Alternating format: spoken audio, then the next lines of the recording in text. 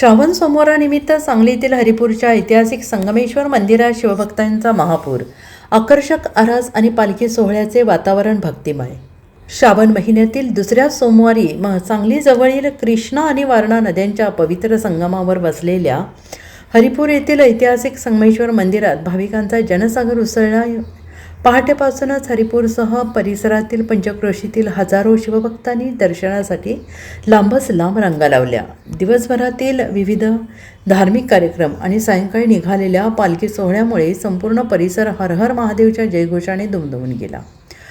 श्रावणी सोमवारचे औचित्य साधून मंदिराचे पुजारी ओंकार गुरव यांच्या हस्ते संगमेश्वराच्या पिंडीवर विविध प्रकारची सुवासिक फुले आणि ताज्या फळांचा वापर करून अत्यंत देखणी आणि मनोहारी पूजा बांधण्यात आली. ही आकर्षक सजावट पाहण्यासाठी भाविकांनी मोठी गर्दी केली होती.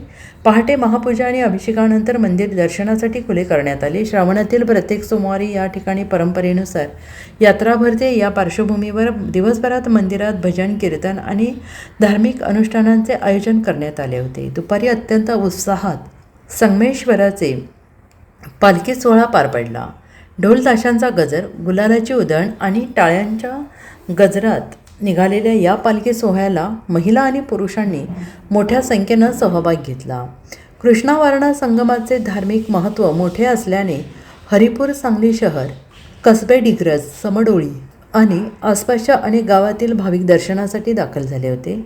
भाविकांच्या गर्दीचे व्यवस्थापन करण्यासाठी मंदिर समिती आणि स्थानिक प्रशासनाच्या वतीने योग्य ती खबरदारी घेण्यात आली होती. या यात्रेमुळे हरिपूर परिसरात भक्तिमय आणि उत्साहाचे वातावरण पाहायला मिळाले. Bureau report, SBN Marathi, Sangli.